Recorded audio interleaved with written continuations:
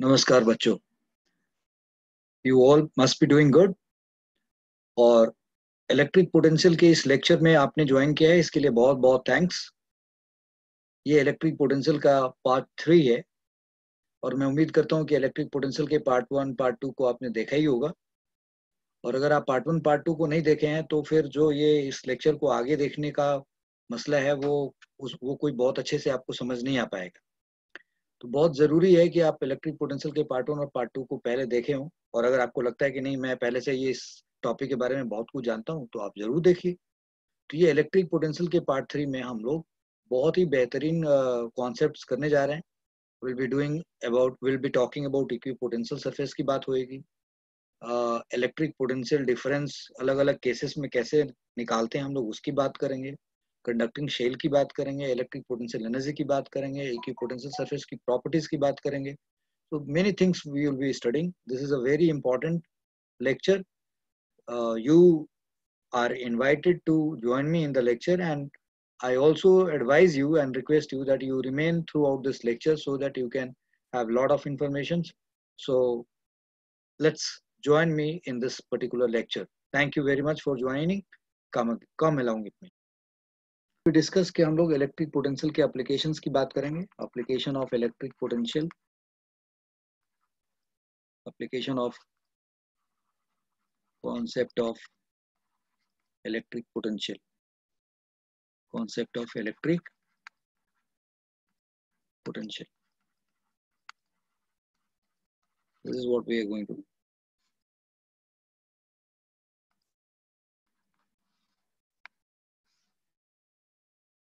तो इसमें सबसे पहले हम लोग इक्विपोटेंशियल सरफेस के बारे में पढ़ के खत्म कर देते हैं, क्योंकि बहुत ही इंपॉर्टेंट पार्ट है और उसको करना चाहिए। तो let's talk about equipotential surface. Equipotential surface, equipotential surface तो क्या चीज है ये equipotential surface? Will talk about this. तो इक्विपोटेंशियल सरफेस को समझाने के लिए मैं आपके सामने ना यहाँ पे कुछ डायग्राम बना रहा हूँ। पहले आप उस डायग्राम को समझें और फिर उसके बारे में बात करेंगे। तो लेट्स सी दैट,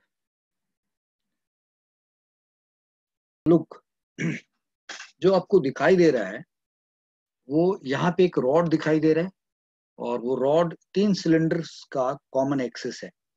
यानी कि जो पिंक वाला है, ये जो येलो वाला है, ये जो ग्रीन वाला है, ये 3 सिलेंडर है और तीनों सिलेंडर का कॉमन एक्सिस ये है।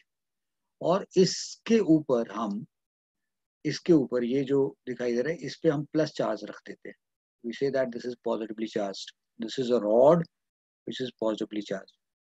तो अगर एक रॉड पॉजिटिवली चार्ज है and that rod is as axis of cylinder, that rod is as axis of cylinder, अगर वो एक्सिस ऑफ सिलेंडर है, तो अब आपसे अगर कहा जाए कि भाई think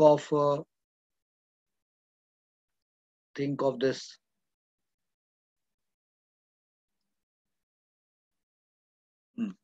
तो ये जो सिलेंडर है, इस सिलेंडर का ये कॉमन एक्सिस है, this is common axis, common axis for all 3 cylinder. तो डोंट यू थिंक दैट कि इस रॉड से ये जो सिलेंडर है 1, ये जो सिलेंडर है 2, ये जो सिलेंडर है 3, तो ये 1 का कर्व सरफेस पे जितने भी पॉइंट है वो रॉड से इक्वल डिस्टेंस पे, लाइक दिस, लाइक दिस, ये इक्वल डिस्टेंस पे है ना। इस तरीके से ये इक्वल डिस्टेंस पे होंगे। तो इन सब जगह पे पोटेंशियल क्या होना चाहिए? सेम होना चाहिए। सिमिलरली हियर, यहाँ पे भी सेम होना चाहिए पोटेंशियल, यहाँ भी पोटेंशियल सेम होना चाहिए। ठीक उसी तरीके से अगर आप इस बड़े वाले की बात करो तो यहाँ पे भी यही काम होना चाहिए, यहाँ पे भी इन सब की वजह से पोटेंशियल क्या होना चाहिए? सेम होना चाहिए। तो इसका मतलब कि अगर किसी चार्ज रॉड को किसी सिलेंडर के एक्सिस पे रख दिया जाए तो वो कॉन्सेंट्रिक जितने भी, I mean coaxial cylinder, not concentric, coaxial cylinder जितने भी होंगे वो सब के सब सिलेंडर के कर्व सरफेस जो होगा वो इक्विपोटेंशियल पे होगा। मतलब ये वाला जो 2 है, इसके सरफेस पे जितने भी पॉइंट्स हैं कर्व्ड सरफेस पे उन सब का पोटेंशियल क्या होगा? V2।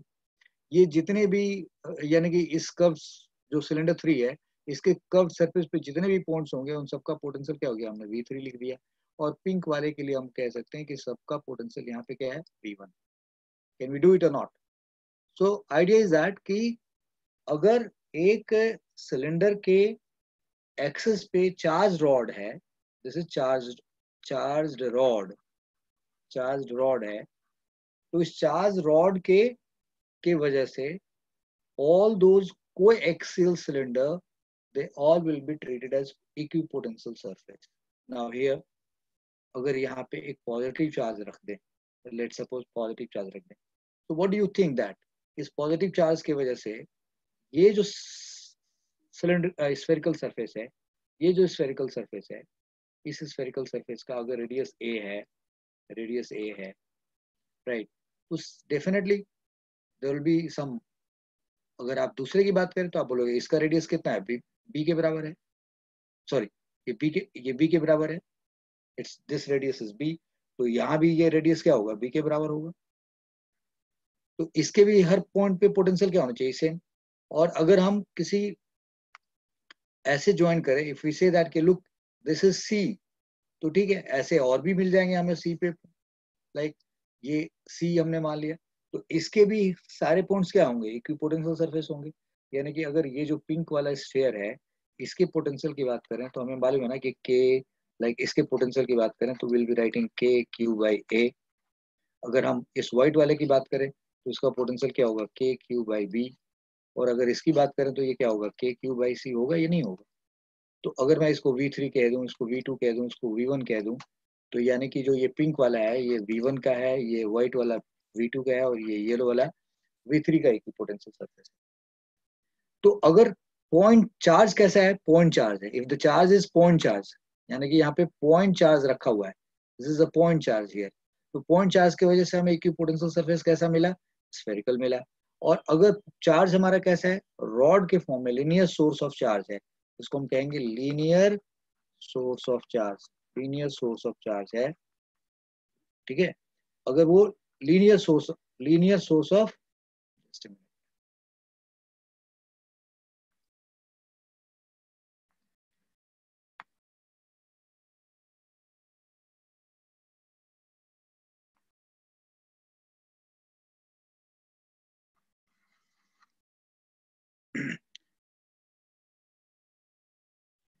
तो अगर लीनियर सोर्स ऑफ चार्ज है हमारे पास,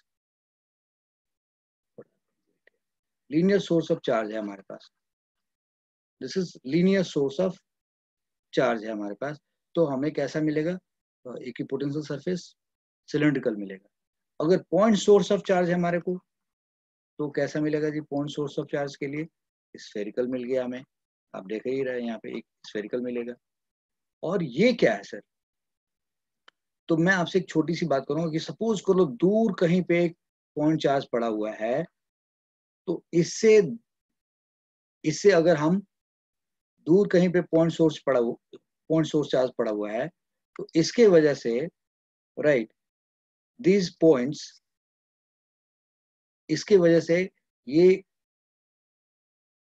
यहाँ की बात कर लें या यहाँ की बात कर लें, और यू टॉक अबाउट दिस, ठीक है। तो मतलब इस पॉइंट चार्ज की वजह से हम ये कह रहे हैं कि ये जो छोटा सा प्लेन है, this is a small plane, ये भी प्लेन है, ये भी प्लेन है, तो अगर चार्ज एक बहुत दूरी पे पड़ा हुआ है और this is a very small plane, अगर वो बहुत छोटा सा प्लेन है, this is a very small plane है ये, तो इस स्मॉल प्लेन का हर पॉइंट इस चार्ज से क्या है, सेम डिस्टेंस पे है। तो यहाँ भी क्या होगा, इक्विपोटेंशियल सरफेस मिलेगा, ये भी क्या मिलेगा, ये भी, अगर ये V1 है तो ये क्या होगा, V2 होगा, ये क्या होगा, V3 होगा। सो अगर पॉइंट सोर्स चार्ज है तो हमें मिलता कैसा है, स्फेरिकल है, बट यहाँ प्लेनर कैसे मिल रहा है, क्योंकि आप अगर पॉइंट सोर्स चार्ज से एक बड़ा रेडियस का, मैं इस बात को आपको ऐसे समझाना चाहूँ, लेट्स सी हियर, कि अगर एक पॉइंट सोर्स चार्ज है हमारे पास, this is a point source charge है, पॉइंट सोर्स चार्ज है Q, और अगर आप ये उम्मीद करें कि एक बहुत बड़ा सा, समथिंग लाइक दिस, इससे भी बड़ा आप सोच सकते हो, तो ऐसे मान, तो अब उस केस में इस पॉइंट सोर्स चार्ज की वजह से, ये जो हमारे पास पॉइंट सोर्स चार्ज है, तो इस पॉइंट सोर्स चार्ज की वजह से यहाँ से लेके यहाँ तक this will appear like a plane और नॉट। भाई अगर ये डिस्टेंस निकालोगे आप, यहाँ से अगर आप इसको कनेक्ट करोगे, बोलो हेलो ऐसे ज्वाइन करो, right, if you join like this, so this part, this particular part जो हमारे को यहाँ पे दिखाई दे रहा है, ये वाला पोर्शन जो हमें दिखाई दे रहा है, ये वाला portion, this will be like a plane और नॉट, यस। और यानी कि बड़े से स्फेयर का एक छोटा सा पार्ट क्या होगा, this will up, this is like a plane. तो इसका मतलब ये क्या हुआ, पॉइंट सोर्स चार्ज से बहुत ज्यादा दूरी पे अगर छोटे छोटे प्लेन लिया जाएगा तो भी क्या होगा, इक्विपोटेंशियल सरफेस होगा। तो this is what we have said that कि अगर एक चार्ज है यहाँ पे, तो इस पॉइंट सोर्स चार्ज से दूर अगर आप जाते हैं तो आपको छोटे छोटे प्लेन मिलेंगे, और इस प्लेन का हर पॉइंट एक सेम पोटेंशियल पे होगा। फिर ये दूसरा थोड़ा यहाँ से कुछ दूरी पे है तो इसका कुछ और पोटेंशियल होगा, यहाँ कुछ और दूरी पे है तो इसका कुछ और पोटेंशियल होगा। तो this is V1 V2 and V3। So when we talk about equipotential surface, ये मैंने इक्विपोटेंशियल सरफेस होता क्या दिखाया है। Now if we have to define equipotential surface, तो कैसे डिफाइन करेंगे इक्विपोटेंशियल सरफेस को। A surface, a surface is said to be equipotential surface, equipotential surface if all the points all the points all the points lying on surface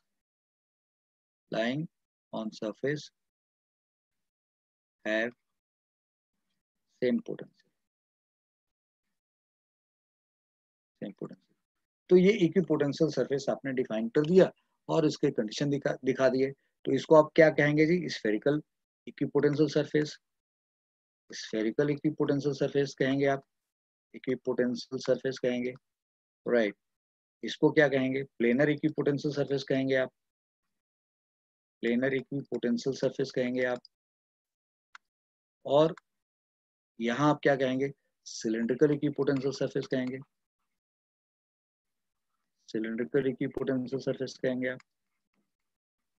सो इसका मतलब equipotential surface कितने तरीके के होते हैं हमारे पास, these are of three types, these are of three types।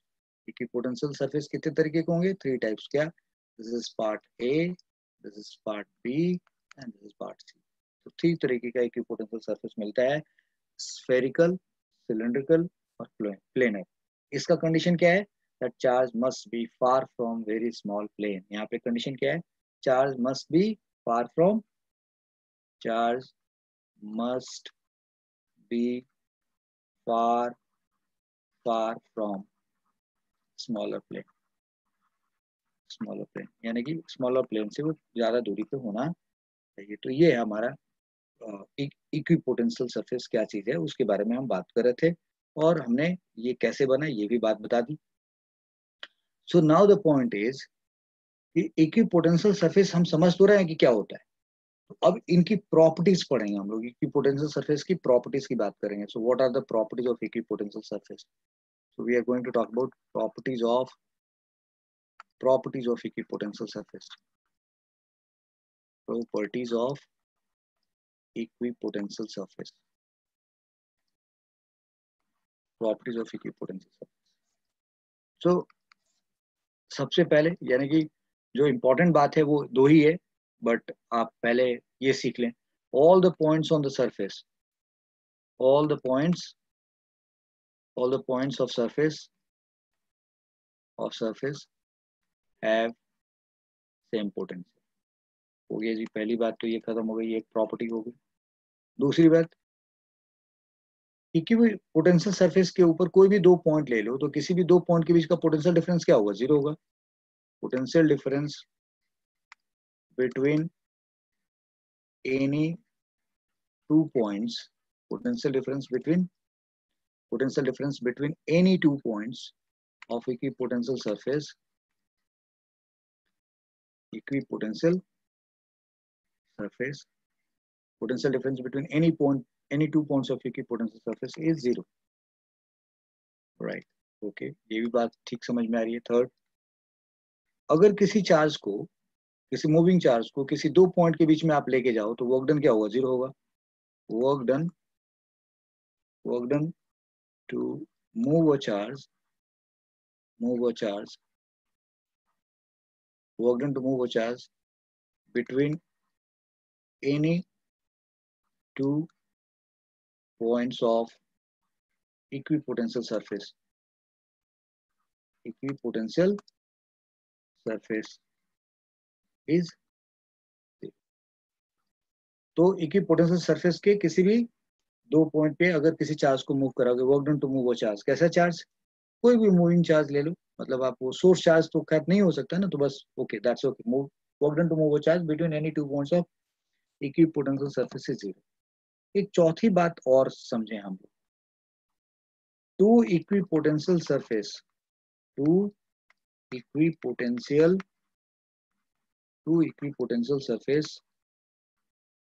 surface never intersect each other, never intersect each other, never intersect each other।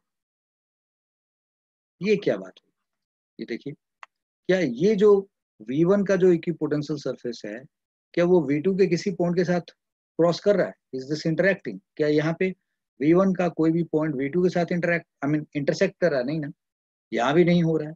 मतलब आप ऐसे डिजाइन नहीं कर सकते, इस बात का मतलब क्या है, व्हाट आई मीन टू से, मेरा इस बात का क्या मतलब है, जरा समझने की कोशिश करेंगे। Let's go on the next page and see what we are trying to से।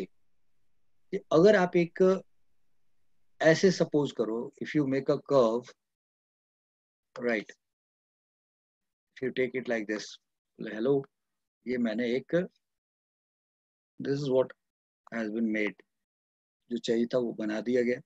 कहा जा रहा है ये कि सपोज कर लो आप यहाँ पे कोई चार्ज रख दिया आपने, ये जो ब्लू वाला है, ठीक है जी, तो इस ब्लू वाले की वजह से अब ये कहते हो कि ये V1 इक्विपोटेंशियल सरफेस है, और इसके बारे में बोलो ये V2 का इक्विपोटेंशियल सरफेस है, और यू से दिस इज V3 का इक्विपोटेंशियल सरफेस है, और देखो ये आपस में इंटरसेक्ट कर रहे हैं। तो ये आपने दिखाने के लिए दिखा तो दिया, बट ये गलत है। वाई? क्योंकि ये इक्विपोटेंशियल, अगर ये इक्विपोटेंशियल सरफेस है, this is equipotential surface, then this can not be equipotential surface. क्या मतलब है इस बात का, कि अगर इस पॉइंट पे, अगर ये पॉइंट और ये पॉइंट अगर आप बात करोगे, या if you talk about this point और this point, if you talk about, और इसकी बात करोगे, तो आपके लिए बहुत मुसीबत है ना। इसके हिसाब से देखो, अगर आप करो ये V2 का है, और ये किसका है, दिस ब्लू वाला V1 का है, तो अगर ये ब्लू वाला V1 का है, तो इसके हिसाब से इस पॉइंट के दो पोटेंशियल हो गए ना भाई। अगर ये V2 पे लाई कर रहा है, तो इसका V2 होना चाहिए, और इसके हिसाब से ये V1 होना चाहिए। तो एक ही पॉइंट के दो पोटेंशियल कैसे हो सकते हैं? One point can not have two potential.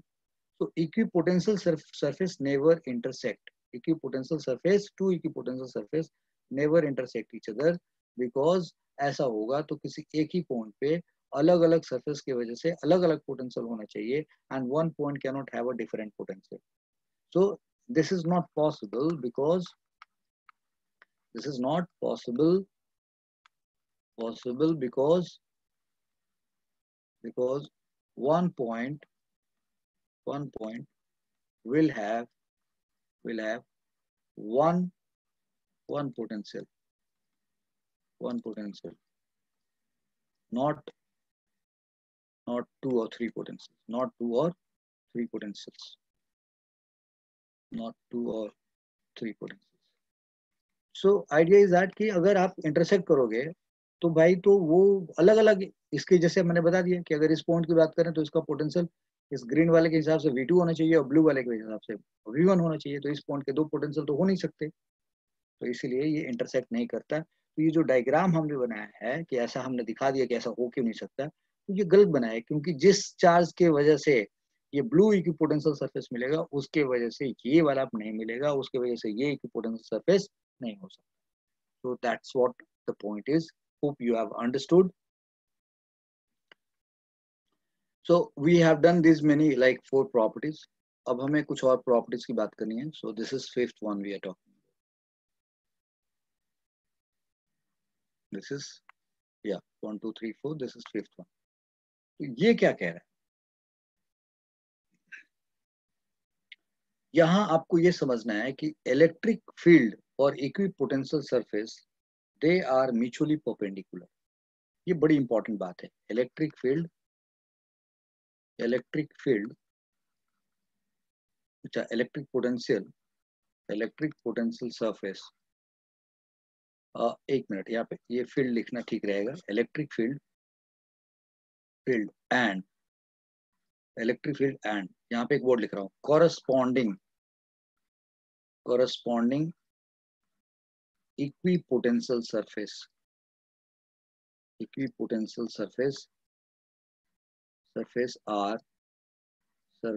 Are mutually perpendicular, mutually perpendicular.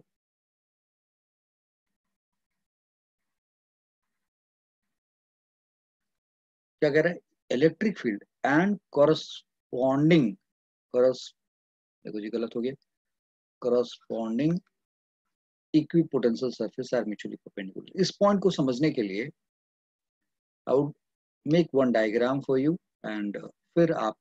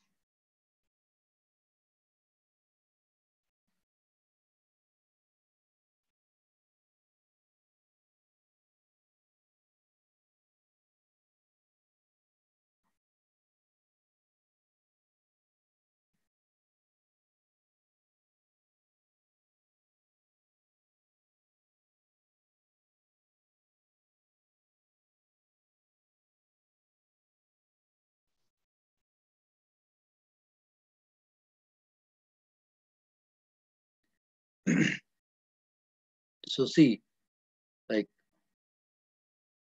what we have to do is,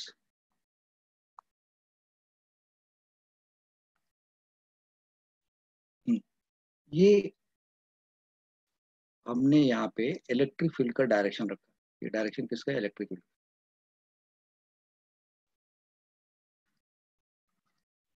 ये किसकी वजह से इलेक्ट्रिक फील्ड है, तो हमने बोला कि जो सेंटर है ना, यहाँ पे एक प्लस क्यू चार्ज पड़ा हुआ है, इस जगह पे प्लस क्यू चार्ज पड़ा हुआ है, प्लस क्यू चार्ज, उस प्लस क्यू चार्ज का इलेक्ट्रिक फील्ड होएगा ऐसे, this is electric field plus Q charge का, या E1 या E2 समथिंग लाइक दिस। वो अलग बात है कि E1 और अगर ये सेम पॉइंट यहाँ की बात कर रहे हो, यहाँ की बात कर रहे हो, यू नो ये सब के सब इक्विपोटेंशियल सरफेस है, this all are equipotential surface, and this equipotential surface को हम लोग क्या लिख सकते हैं, V2, तो ये V2 का इक्विपोटेंशियल सरफेस हो गया। सिमिलरली ये किसका है हमारे लिए, ये V1 का इक्विपोटेंशियल सरफेस है, मतलब इस पे जितने भी पॉइंट हैं उन सबका इक्विपोटेंशियल है, एंड दैट इज V1, ये V1 का और ये V2 का है। तो और ये क्या है, ये V1 V2 का जो इक्विपोटेंशियल सरफेस बना वो किसके वजह से बना, इस चार्ज की वजह से बना, तो इस चार्ज के, इसी चार्ज की वजह से ये इक्विपोटेंशियल सरफेस है, और इसी चार्ज का ये क्या है, इलेक्ट्रिक फील्ड है, these are the electric field of the same charge.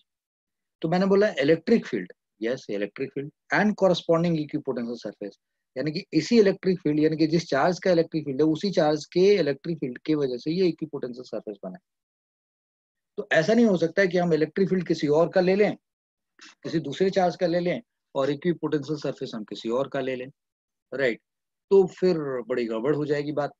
सच्चाई ये है कि वहां देखने में गड़बड़ लगेगी आपको, लेकिन कायदे से मैं ये, जहां पे ये लिखने की जरूरत नहीं थी, electric field and corresponding equipotential surface जो ने लिखा है ना, ये यहाँ समझाने के लिए किया है। सो मैं आपको इस बात को, यहाँ पे कंफ्यूजन बन सकता है, तो मैं आपको एक दूसरी बात भी समझाना चाहूंगा यहाँ पे, कि मान लो कि आपने एक प्लस क्यू चार्ज दिया और बोला हेलो इसका इक्विपोटेंशियल सरफेस बना दो, बना दिया आपने इक्विपोटेंशियल सरफेस, एक ये वाला बना दिया, बोला इसका ये इक्विपोटेंशियल सरफेस हो गया, और बोला एक और इक्विपोटेंशियल सरफेस बना दो इसका, लो जी ये भी एक इक्विपोटेंशियल सरफेस बना दिया आपने। और अब आप कहो कि मैं ना यहाँ पे एक चार्ज रख लेता हूँ इस जगह पे, और यहाँ पे कहीं चार्ज रख लेता हूँ, और यहाँ से चार्ज रख करके मैं कह रहा हूँ हेलो इलेक्ट्रिक फील्ड इसका ऐसे बना देते हैं, और इसका इलेक्ट्रिक फील्ड एक ये और इसका इलेक्ट्रिक फील्ड ऐसे बना देते हैं। किसी के दिमाग में ऐसे बात आई, तो देखो ये आपके कॉन्सेप्ट को ये क्यों गड़बड़ी हो रही है, मैं आपको समझा देता हूँ कि आपने यहाँ बोला कि इस जगह पे प्लस क्यू लिया, ये इस प्लस क्यू के वजह से इक्विपोटेंशियल सरफेस बनाया, दैट इज V1 और V2 का, और आपने यहाँ पे एक दूसरा चार्ज रख दिया जी प्लस Q2 रख दिया, और ये प्लस Q2 का इलेक्ट्रिक फील्ड हो गया।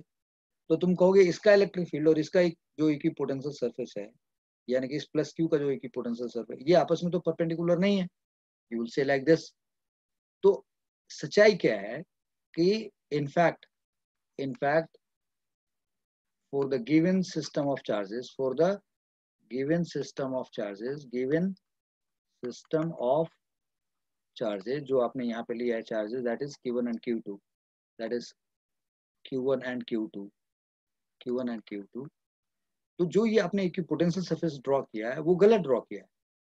In fact for the given system of charges Q1 and Q2, equipotential surfaces equipotential surfaces are not correctly drawn, are not correctly drawn, correctly draw. भाई ये गलत बना हुआ है, क्योंकि अगर यहाँ चार्ज है ना और एक चार्ज यहाँ आ गया, तो ऐसा नहीं हो सकता कि इसका इक्विपोटेंशियल सरफेस अलग बनेगा और इसका इक्विपोटेंशियल सरफेस अलग बनेगा। फिर इन दोनों के वजह से एक नया काइंड ऑफ इलेक्ट्रिक पोटेंशियल हमें बनाना पड़ेगा।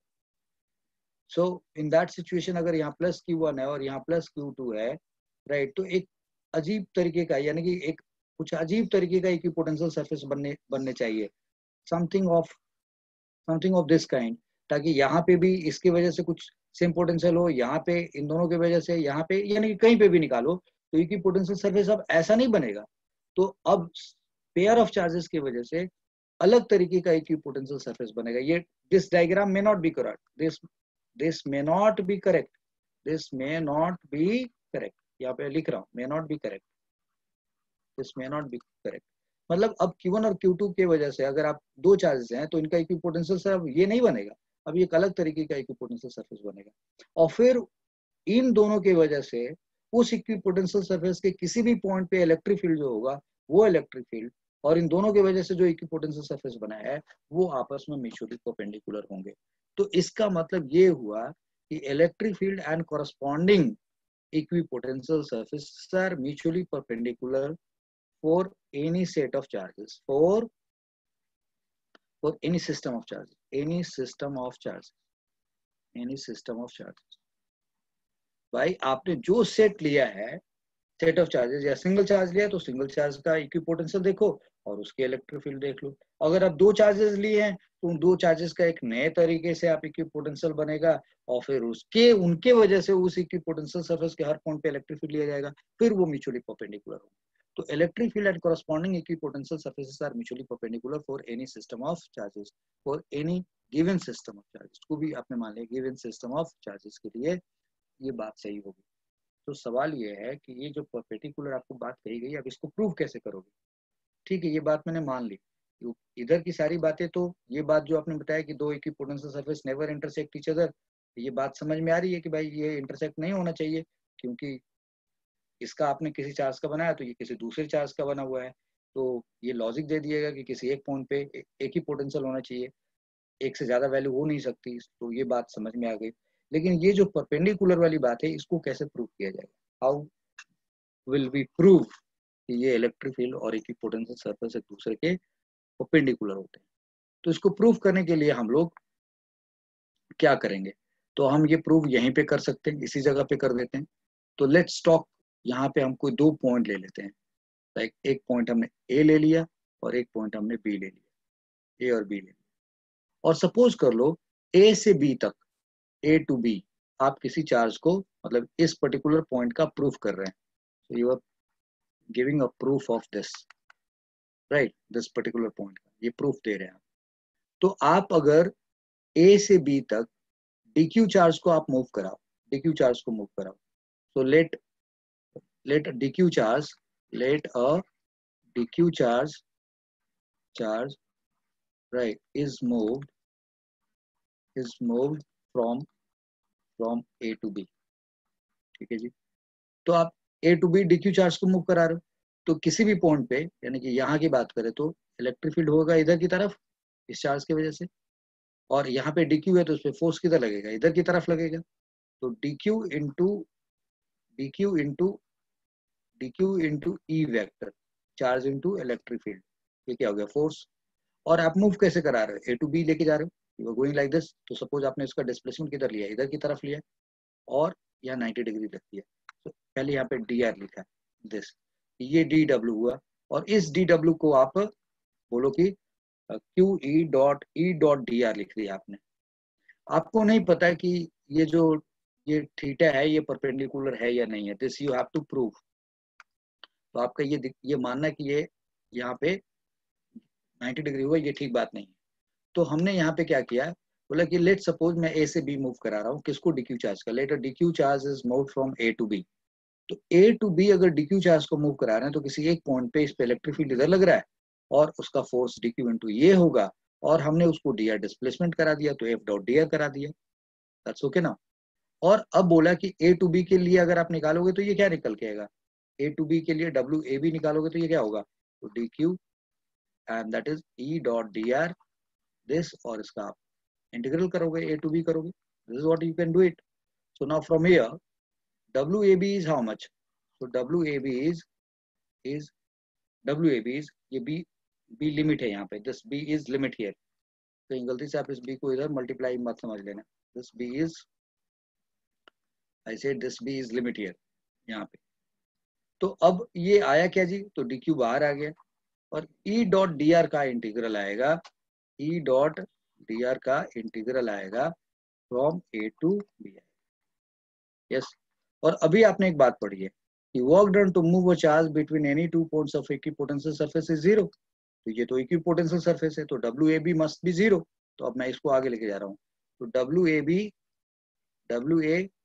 बी मस्ट बी जीरो, ये जीरो होना चाहिए। तो ये जीरो होने का क्या मतलब हुआ, this implies that d q और this E dot D R का जो इंटीग्रल आपने ए टू बी किया है, right, that must be zero. अब डी क्यू तो जीरो नहीं हो सकता, तो डी क्यू जीरो नहीं हुआ तो इसका मतलब क्या हुआ, ई डॉट डी आर का जो ये ए बी है इसको जीरो होना पड़ेगा, राइट। अब ये जीरो होने का मतलब कि भाई चूंकि आप तो इस प्रोडक्ट को सम कर रहे हो ना भाई, ई डॉट डी आर के प्रोडक्ट का आप समेशन ले रहे हो, तो this implies that E dot D R should be zero, E dot D R should be zero, okay. And this D R is what, अगर आप देखो तो ये डी आर क्या है, इसी सरफेस के ऊपर इक्विपोटेंशियल सरफेस के ऊपर एक छोटा सा डिस्प्लेसमेंट है। So this dr is lying, and पहले तो यहाँ से बताओ, this implies that अब देखो यहाँ पे since electric field is not zero, electric field is not zero and dr is not zero, इसका मतलब E dot dr जीरो होने का मतलब क्या होता है, this implies that E must be perpendicular to dr, E must be perpendicular to dr, and since dr lies on surface, dr lies on surface, therefore electric field must be perpendicular to surface. कौन सा surface, equipotential surface, therefore electric field is perpendicular to equipotential surface, equipotential surface। मुझे लगता है कि मैंने आपको ठीक से समझा दिया है, राइट। अगर फिर भी आपको दिक्कत हो रही है तो you can write in comment section, I can explain to you more. So but मेरे ख्याल से डाउट बचना नहीं चाहिए।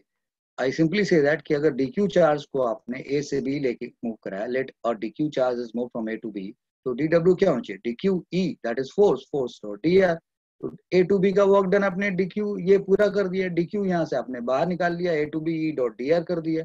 अभी की पोटेंशियल सरफेस के किसी भी दो पॉइंट पे चार्ज को मूव कराने में वर्क डन क्या होता है, जीरो होता है। तो भाई ये जीरो रखोगे, तो अपने अगले स्टेप में क्या किया, इसको जीरो रख दिया, डीक्यू जीरो हो नहीं सकता, तो यानी कि ये इंटीग्रेशन को जीरो होना पड़ेगा। और ये जीरो तब होगा ना जब ई डॉट डी आर अगर जीरो होगा तब पॉसिबल है, क्योंकि भाई यहाँ से ई से डी आर के बीच, ये इसके किसी भी दो पॉइंट के बीच में ई और डी आर के बीच का जो प्रोडक्ट है, ई और डी आर का जो डॉट प्रोडक्ट है उसका समेशन ले रहे हो आप। तो वो समेशन जीरो कब हो सकता है, जब हर जगह का ई डॉट डी आर ही जीरो होगा। तो that's what we are saying that कि ये जीरो होना चाहिए, लेकिन ई जीरो है नहीं, डी आर जीरो नहीं है, इसका मतलब ई और डी आर परपेंडिकुलर होगा, क्योंकि cos 90 डिग्री होगा तभी जीरो होगा। Since d r lies on surface therefore, और इलेक्ट्रिक फील्ड डी आर के परपेंडिकुलर है, इसका मतलब इलेक्ट्रिक फील्ड पोटेंशियल सरफेस के सरफेस के परपेंडिकुलर है, so electric field is perpendicular to equipotential surface. तो ये बात हमें बहुत अच्छे तरीके से समझ में आना चाहिए। एंड इस बात को मैं आपको और अच्छे तरीके से यहाँ पे बताना चाहूंगा कि लुक, अगर हमने ये सीखी है बात, तो यहाँ जो डायग्राम दिखाया था हमने, देखो जी ये चार्ज है, इस चार्ज का ये इलेक्ट्रिक फील्ड है और ये इसका इक्विपोटेंशियल सरफेस है। और पहले पेज पे भाई ये क्या था, ये इलेक्ट्रिक फील्ड का डायरेक्शन मान लो, और ये इलेक्ट्रिक फील्ड के परपेंडिकुलर क्या हो गया, इक्विपोटेंशियल सरफेस हो गया। यहाँ पे भी ये किसका डायरेक्शन मान लो कि बोलो ये इलेक्ट्रिक फील्ड है भाई, दिस इज इलेक्ट्रिक फील्ड, ये इलेक्ट्रिक फील्ड है, ये इलेक्ट्रिक फील्ड है, ये इलेक्ट्रिक फील्ड है, तो उसके परपेंडिकुलर होगा। यहाँ भी जो आपने ऐसे बनाएंगे तो इलेक्ट्रिक फील्ड ऐसे स्प्रेड होगा और इक्विपोटेंशियल सरफेस मिलेगा। तो कुल मिला के बात ये है कहने की कि अगर हमने, जरा ध्यान से समझना है बच्चा, कि अगर हमने कुछ इस तरीके का इलेक्ट्रिक फील्ड बनाया, ऐसे इलेक्ट्रिक फील्ड बनाया, ऐसे इलेक्ट्रिक फील्ड बनाया, राइट, ऐसे इलेक्ट्रिक फील्ड बनाया हमने,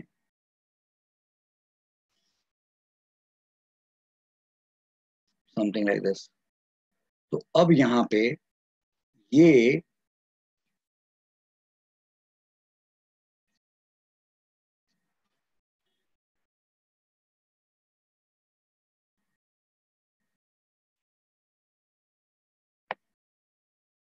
आप इसको एक प्लेन मान लो, और फिर उसी तरीके से ये एक प्लेन मान लो, right.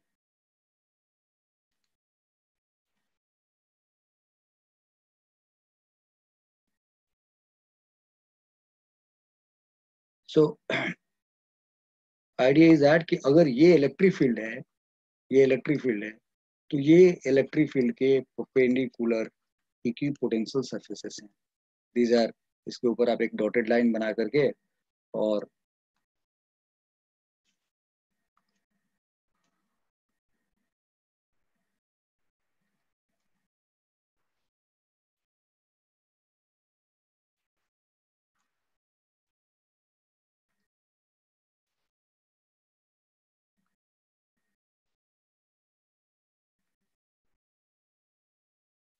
So these are the planes, जिन प्लेन्स के थ्रू ये पास करके जा रहा है। तो इसका मतलब कि अगर इलेक्ट्रिक फील्ड हमें कैसा मिला, इफ इलेक्ट्रिक फील्ड हमें कुछ इस तरीके से मिल रहा है, तो इक्विपोटेंशियल सरफेस और इलेक्ट्रिक फील्ड म्यूचुअली क्या होंगे, परपेंडिकुलर होंगे। तो आप लोगों को बात समझ में आ चुकी होगी। तो कभी भी यूनिफॉर्म इलेक्ट्रिक फील्ड बनाया जाएगा तो इसी डायग्राम पे कुछ लोग ऐसे भी बना देते हैं कि देखो जी ये लाइन है, अगर हमने ये लाइन मान ली, या अगर ये लाइन मान लिया कुछ इस तरीके से, तो ये यहाँ प्लेन के फॉर्म में दिखाया और यहाँ लाइन के फॉर्म में दिखा दिया। इसका मतलब कि ये भी अगर ये इलेक्ट्रिक फील्ड है तो इसको मैंने वी नॉट मान लिया, इसको V4 मान लिया। और इलेक्ट्रिक फील्ड के डायरेक्शन में पोटेंशियल क्या होता है, डिक्रीज होता है। तो अगर ये इलेक्ट्रिक फील्ड का डायरेक्शन है तो वी नॉट जो होगा बड़ा होगा किससे, वी नॉट जो होगा बड़ा होगा किससे, V1 से, V1 जो बड़ा होगा किससे, V2 से, V2 किससे बड़ा होगा, V4। तो इसको V3 लिखना चाहिए, V3 से। So that's how the point is कि V naught is bigger than this, क्योंकि इलेक्ट्रिक फील्ड के डायरेक्शन में पोटेंशियल घटता है बच्चा। तो इस तरीके से कि अगर ये इलेक्ट्रिक फील्ड का डायरेक्शन है तो ये इक्विपोटेंशियल सरफेसेस होगा, ये भी इक्विपोटेंशियल सरफेस है, ये भी है, ये भी है, ये भी है, ये भी है, और ये एक दूसरे के परपेंडिकुलर होते हैं। तो ये हमने प्रॉपर्टीज पढ़ ली इक्विपोटेंशियल सरफेस के बारे में। अब एक प्रॉपर्टी हमें और समझना होगा, वो, right, this is this was fifth property, so will talk about six one. तो तो वो आप जरा देखो, आप यहाँ पे मैं आपके सामने एक यूनिफॉर्म इलेक्ट्रिक फील्ड दिखा रहा हूँ। I am showing you uniform electric field like this, ये यूनिफॉर्म इलेक्ट्रिक फील्ड है, ठीक है जी, ये यूनिफॉर्म इलेक्ट्रिक फील्ड। और मैं इस यूनिफॉर्म इलेक्ट्रिक फील्ड पे मैं इक्विपोटेंशियल सरफेस ले रहा हूँ कुछ इस तरीके से। ये एक इक्विपोटेंशियल सरफेस ले लिया और एक इक्विपोटेंशियल सरफेस ऐसे ले लिया, राइट, एक ऐसे ले लिया, इक्विपोटेंशियल सरफेस ले लिया। और since it looks like it is uneven, तो हमने ये थोड़ा, yes. So now the point is कि ये इलेक्ट्रिक फील्ड और इक्विपोटेंशियल सरफेस जो अभी पीछे हमने पढ़ा था वही दिखा दिया हमने आपको। एक तो यस दैट्स ट्रू, बट अब इसमें खास बात क्या है वो समझिए। ये इलेक्ट्रिक फील्ड है आपके पास और ये इक्विपोटेंशियल सरफेस है। So if you name this as a V and इसके बीच का सेपरेशन को अगर आप, यहाँ जो सेपरेशन है इसको आप डी आर लिख दो, तो ये पोटेंशियल अब वी माइनस डी वी होना चाहिए। और फिर यहाँ कुछ और लिखोगे तो इसकी भी पोटेंशियल, क्योंकि इलेक्ट्रिक फील्ड के डायरेक्शन में पोटेंशियल घटता है, तो यहाँ पे जितना पोटेंशियल होगा डी आर डिस्टेंस बाद पोटेंशियल थोड़ा कम हो जाना चाहिए, और जाएंगे तो और पोटेंशियल कम हो जाना चाहिए। So we know that, we know that, याद होगा आपको, ये बोला था कि इस पे हम लोग आगे काम करेंगे, that d W upon d q that is work per unit charge is equal to, हमने लिखा था minus E dot D l ऐसे। और इसको सॉल्व करके हम लोगों ने आगे लिखा था ई डॉट डी आर, और ये बाय डेफिनेशन ये क्या होता है, डीवी होता है। तो this dV is equal to what, minus E dot D r. so this says you what, this E is equal to minus dV by dr, that's what we know about it। अब मैं एक काम करता हूँ कि ये जो ये dr है और E is equal to minus dV by dr है, तो अगर यहाँ पे पोटेंशियल V है और यहाँ V माइनस dV है, ठीक है। अब थोड़ा आप गौर से देखें तो ये जो सेपरेशन है, इस सेपरेशन से ये सेपरेशन थोड़ा ज्यादा है। तो अगर मैं इसको dr कहता हूँ और इसको कुछ और नाम दे देता हूँ, या सपोज इसको dr1 कह देता हूँ और इसको dr2 कह देता हूँ, so what do you find that कि यहाँ पे, और अगर मैं नहीं, एक मिनट, ये dr1 और dr2 वाली जो बात है ये हमें भटका देगी, तो इसको हम लोग थोड़ी देर के लिए मिटा देना ही समझदारी होगा, वरना ये हमें कंफ्यूजन बना देगा। तो या दैट्स, तो here I was saying that कि या तो E is equal to minus dV by dr। so what do you show that or feel that कि अगर आप कोई दो पॉइंट लेते हो, लाइक एक यहाँ पॉइंट लिया और एक यहाँ पॉइंट लिया, और इन दोनों के बीच का पोटेंशियल डिफरेंस dV है और इनके बीच का सेपरेशन कितना है, dr। तो नाउ पॉइंट इज कि अगर एक पॉइंट ये लिया और एक पॉइंट ये लिया, राइट, दिस इज यू से इट वी पे और ये कहते हो वी माइनस जी वी पे। और एक दूसरा एग्जांपल ले लो, हेलो एक पॉइंट ये और एक पॉइंट ये है, और यहाँ पे वी है और यहाँ वी माइनस डी वी है। तो अब बताओ कि कहाँ पे इलेक्ट्रिक फील्ड ज्यादा होगा। आपने एक पॉइंट यहाँ चूज किया वी, यहाँ एक पॉइंट चूज किया वी माइनस डी वी, यहाँ चूज किया वी, यहाँ वी माइनस डी वी। तो if I ask Ayush Rathore that V और यहाँ वी माइनस डी वी है और यहाँ वी माइनस वी और यहाँ वी माइनस डी वी है, तो यहाँ के इलेक्ट्रिक फील्ड में मीन्स इस पॉइंट का इलेक्ट्रिक फील्ड और इस पॉइंट के इलेक्ट्रिक फील्ड में से, if I name this, I mean this point as a 1 and this point as a 2, तो 1 और 2 में से कहाँ पे इलेक्ट्रिक फील्ड ज्यादा होगा। Yes I, now the point is कि dv is equal to minus E D R. तो मैंने पूछा कि अगर ये पॉइंट और इस पॉइंट के बीच का ये v है और ये v माइनस डी वी है, यहाँ v है और यहाँ v माइनस डी वी है, तो you look here the separation, इसके बीच का पोटेंशियल डिफरेंस कितना है, dv है, और इसके बीच में पोटेंशियल डिफरेंस कितना है, dv है, but here the separation is more और here separation is less. So what is e, dv upon dr। तो यहाँ पे dr छोटा है और यहाँ dr बहुत बड़ा है, तो यहाँ पे dv अपॉन dr की वैल्यू क्या होगी, बड़ी आएगी, और यहाँ पे dv अपॉन dr की वैल्यू क्या होगी, छोटी होगी। तो व्हाट यू लर्न, यानी कि दिस इज ट्रू। अब यहाँ से ये देख रहे हैं कि if dv is same, if dv is same, right, if dv is same, then e is proportional to this dr। so smaller the dr, this implies smaller dr, smaller dr, dr, larger electric field, larger electric field। so that's what the point is कि आपको ये समझना है कि एक तरीके से आपने क्या सीखा कि this E is equal to minus dv by dr, और भैया रे E प्रोपोर्शनल टू dr हो सकता है कब, जब dv, इफ dv कांस्टेंट, अगर dv को कांस्टेंट रख दिया तब उस केस में dv अगर सेम है और dr कहीं पे छोटा आ रहा है तो वहां इलेक्ट्रिक फील्ड बड़ा हो जाएगा, और dr अगर बड़ा आ रहा है तो वहां इलेक्ट्रिक फील्ड छोटा हो जाएगा। तो ये हमने यहाँ पे समझ लिया। तो अगर आपसे इसके ऊपर, इसी कॉन्सेप्ट के ऊपर एक सवाल पूछ लिया जाए, मतलब कुछ इस तरीके से सवाल पूछ लिया गया कि भाई वी डोंट नो, बट कुछ इस तरीके का इक्विपोटेंशियल सरफेस है, एक, फिर एक, दो, ये इक्विपोटेंशियल सरफेस है ऐसे दिखाया जा रहा है, राइट, और फिर बोले एक इस तरीके का इक्विपोटेंशियल सरफेस है, राइट, इस तरीके का इक्विपोटेंशियल सरफेस है। थोड़ा इसको हम बड़ा दिखा देते हैं।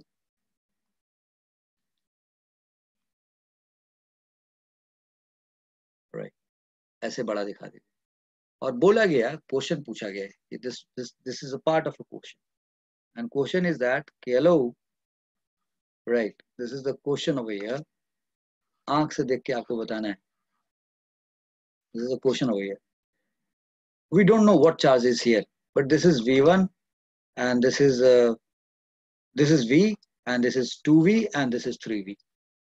This is V, 2V and 3V, correct?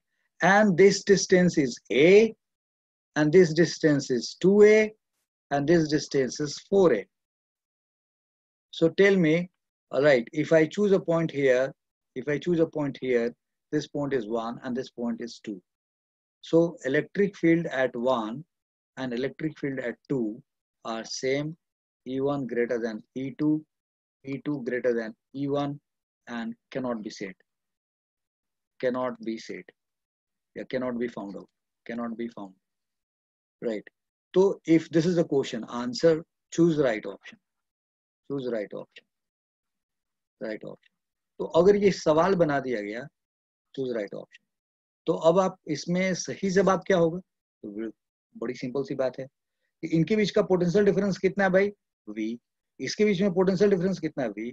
But यहाँ सेपरेशन क्या है? ज्यादा, और यहाँ सेपरेशन क्या है? कम। So electric field at 1 will be more than 2। That is the right answer. So that's what we have done it, बिना बताए हुए, यानी कि यहाँ चार्ज के बारे में कुछ नहीं दे रखा है। The charge is not given and then the question is like this. तो एक तरीके से हमने इक्विपोटेंशियल सरफेस के सारे प्रॉपर्टीज पढ़ ली हैं और इक्विपोटेंशियल सरफेस का पूरा कॉन्सेप्ट हमने समझ लिया है कि what is equipotential surface and all that. अब हम लोग अपने को थोड़ा दूसरे डायरेक्शन में लेके चलेंगे। एक बड़ा सा सेक्शन हमने खत्म कर लिया। अब जो हम लोग पढ़ने जा रहे हैं वो बहुत ही बेहतरीन कॉन्सेप्ट है। Right, so we will talk about कि अब छोटे छोटे कुछ, इसको आप सवाल समझ लीजिए। बच्चों बहुत ध्यान से समझना, आप इसको सवाल समझ लीजिए, सवाल समझ के कर सकते हैं, या दूसरा तरीका है कि आप इसको कॉन्सेप्ट समझ के करिए। I am not writing question here, but now पहला सवाल ये पूछा जा रहा है आपसे कि अगर मैं आपसे ये कहूं कि ये बहुत ध्यान से समझना है, ये एक शीट है and there is another parallel sheet over here. यहाँ पे एक पैरेलल शीट है, ठीक है, और ये दोनों पैरेलल शीट के बीच का सेपरेशन D है, और ये दोनों नॉन कंडक्टिंग के हैं भाई, नॉन कंडक्टिंग है, और इस पे चार्जेस एक साइड में ऐसे ऐसे प्लेस है and they are facing each other. इधर भी चार्ज है, यहाँ पे ऐसे, राइट, इस तरीके से फेसिंग चार्ज, एंड दोनों मैं इसको कंडक्टिंग भी कह सकता हूँ, I can call it conducting, और इसको उठा के मैंने यहाँ अर्थ कर रखा है। राइट, तो यानी कि इस साइड का चार्ज अर्थ में चला गया। राइट, और ये साइड भी हमने यहाँ से उठा के, सपोज किसी सोर्स से, ओब्वियसली कोई सोर्स होगा जहां से उसको चार्ज हमने दिया होगा, तो यहाँ पॉजिटिव चार्ज हो गया, तो इसके पोटेंशियल को V, और चूंकि ये अर्थ है तो यहाँ पोटेंशियल 0 होगा। अब मैं पूछ रहा हूँ कि अगर इसका सरफेस चार्ज डेंसिटी सिग्मा है, यहाँ पे जो है सिग्मा है और यहाँ भी क्या है? सिग्मा है। सो आई एम आस्किंग कि व्हाट इज, अगर इस पॉइंट का नाम A और इस पॉइंट का नाम B है, तो VAB कितना होगा? How much VAB? ये क्वेश्चन है। तो कैसे सॉल्व होएगा? तो बड़ी सिंपल सी बात है, क्या करेंगे, हमें पता है कि ये शीट है तो ये कंडक्टिंग, बट इस कंडक्टिंग शीट के एक ही साइड पे चार्ज है, पीछे से तो आपने इधर से चार्ज दिया तो वो चार्ज यहाँ आ गया, और इधर जैसे इस प्लस की वजह से, देखो जी, ये बहुत बहुत बड़ी गलती हो चुकी थी, अच्छा है कि ध्यान चला गया। लुक एट दिस हियर बच्चा लोग,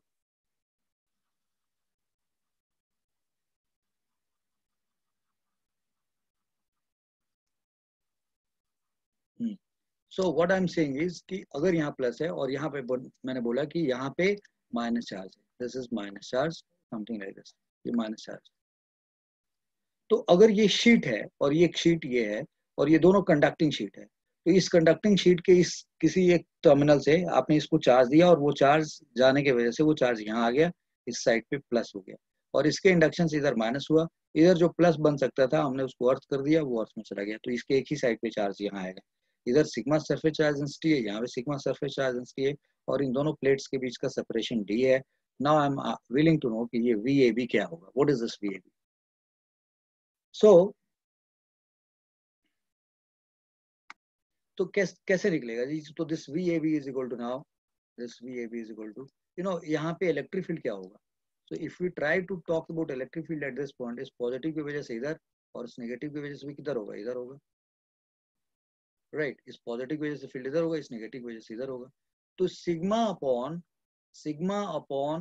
2 एप्सिलॉन नॉट एक शीट की वजह से, और दूसरे की वजह से भी सिग्मा अपॉन 2 एप्सिलॉन नॉट, क्योंकि कंडक्टर के एक ही साइड पे चार्ज है, दूसरे साइड पे नहीं, इसलिए नॉट कंडक्टिंग वाला रिजल्ट अप्लाई हो जाएगा। And this is the electric field. और इस बीच में हर जगह इलेक्ट्रिक फील्ड क्या होगा, यूनिफॉर्म होएगा, क्योंकि शीट के डायमेंशन के, यानी कि इस एरिया के डायमेंशन के नजरिए से ये स्पेस बहुत ही पास है, तो यानी कि यहाँ पे ये फील्ड ऑलमोस्ट हर जगह क्या होगा, सेम होगा। सो दिस इज VAB, और ये हमारे पास इलेक्ट्रिक फील्ड। अब इसको हम मल्टीप्लाई करेंगे किससे, ये इलेक्ट्रिक फील्ड आ गया। पहले एक मिनट, पहले VAB निकालना था हमें, तो हम क्या करते हैं कि इलेक्ट्रिक फील्ड निकालते हैं। तो इलेक्ट्रिक फील्ड क्या हो गया हमारा, यहाँ पे ये आ गया, this is electric field at any point. एक मिनट, थोड़ा सा ऑर्डर गड़बड़ हो रहा है, तो मैं इस ऑर्डर को ठीक करना चाहूंगा। तो हमसे पूछा गया फाइंड VAB, राइट। तो ये पूछा गया, अब हमने क्या किया कि so electric field is equal to this, ये हमारे पास इलेक्ट्रिक फील्ड। तो अगर इलेक्ट्रिक फील्ड इतना है, यानी कि this comes out sigma by epsilon not. अब आपसे कहा जाए कि ये पोटेंशियल डिफरेंस निकालना है, तो आप ये कह दीजिए कि this potential difference is equal to, अभी आपने पढ़ा ना भाई, that is dV is equal to what, you write minus potential difference dV, and that is you write minus E dot dr। तो ये E डॉट dr तब लिखते हैं ना जब आप इलेक्ट्रिक फील्ड के अपोजिट डायरेक्शन में जाते हैं, और यहाँ पे इलेक्ट्रिक फील्ड का डायरेक्शन किधर है, इधर की तरफ, और आपको A और B की बात करना, B लोअर पोटेंशियल पे और A हायर पोटेंशियल पे है। तो अब यहाँ पे आप माइनस EDR नहीं लिखेंगे आप, right, because you are not travelling in the opposite direction of this. तो आप यहाँ पे क्या लिखेंगे, प्लस साइन लिखेंगे, dV is equal to E into dr। और यहाँ पे dV जो हुआ, इसको आप क्या कर लीजिए, इंटीग्रेट कर दीजिए A टू B के बीच में, और यहाँ भी E डॉट dr को आप इंटीग्रेट कर दीजिए A टू B के बीच में। तो ये क्या आ जाएगा, VAB आ जाएगा, और ये क्या आएगा, A से B गए। तो आप ये मत कह देना कि मैं दिस, यहाँ पे समझना है आपको ये बात आपको हम लोगों ने पढ़ा है dV is equal to minus EDR होता है।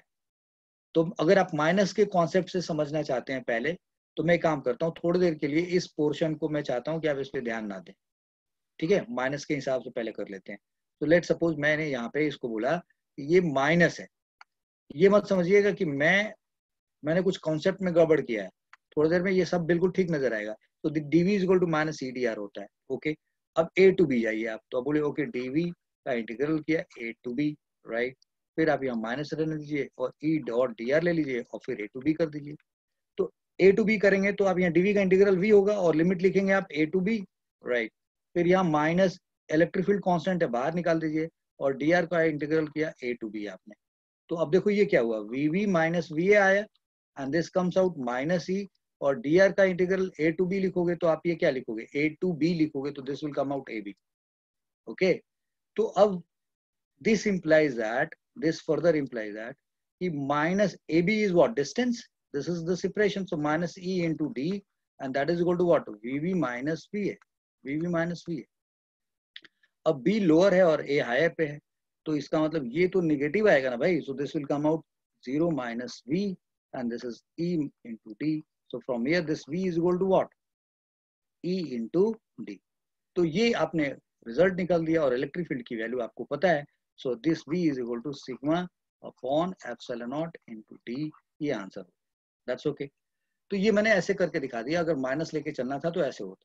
अब अगर मैंने यहाँ पे, आपको याद होगा कि मैंने बोला कि दो गलती करना होती है इकट्ठे की, अगर ये माइनस भी हटा दे और इधर हम नेगेटिव भी ना लें। तो अब अगर लोअर टू हायर जा रहे हैं हम, और हमें पता है यहाँ पोटेंशियल ज्यादा और यहाँ कम है, तो हम सीधा सीधा इसको VAB नहीं लिख करके क्या लिखेंगे, या potential of A with respect to B लिखेंगे, और यहाँ सीधा क्या लिख देंगे, E बाहर, और this will come out D। So from here this VA is equal to, या V is equal to what, E into D। तो अगर हम इस प्रोटोकॉल को फॉलो करके चलें तो वी विल रीच हियर, थोड़ा स्टेप्स लंबे हो जाएंगे। और अगर समझदारी को फॉलो करें, हमें पता है कि यार यहाँ से यहाँ जाते तो ये हायर होता है, ये लोअर होता है, तो हमें सीधा सीधा इधर से इधर यानी कि दिस माइनस दिस निकालना है, तो सीधा वी ए निकालना, और ये इलेक्ट्रिक फील्ड का डायरेक्शन और उसी डायरेक्शन में डी को मल्टीप्लाई करना है, तो हमें यहाँ माइनस लेने की जरूरत नहीं है। तो V is equal to A into T करके भी आंसर लिख सकते हैं। तो इस सवाल का आपको जवाब मिल गया कि that is what we have got it.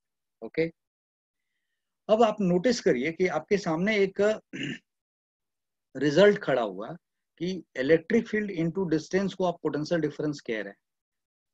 ये चीज हमने यहाँ प्रूफ करके दिखाई है। ये कैसे निकाला है? ऐसे निकाला है।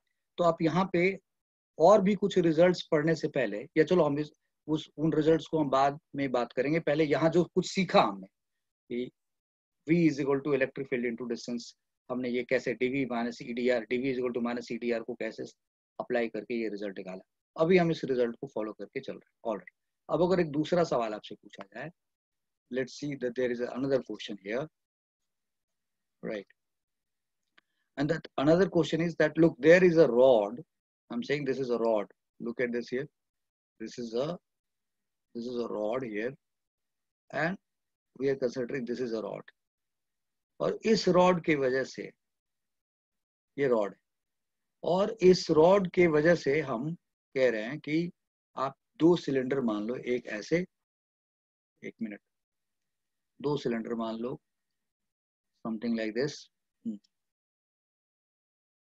एक ये और दिस इज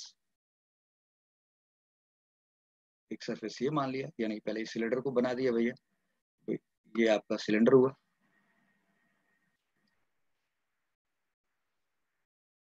ठीक है, अब एक सिलेंडर आप और ले लीजिए, so take one another cylinder here and say that,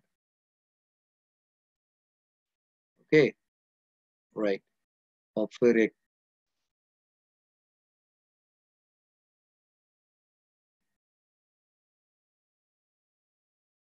and now you connect this like this,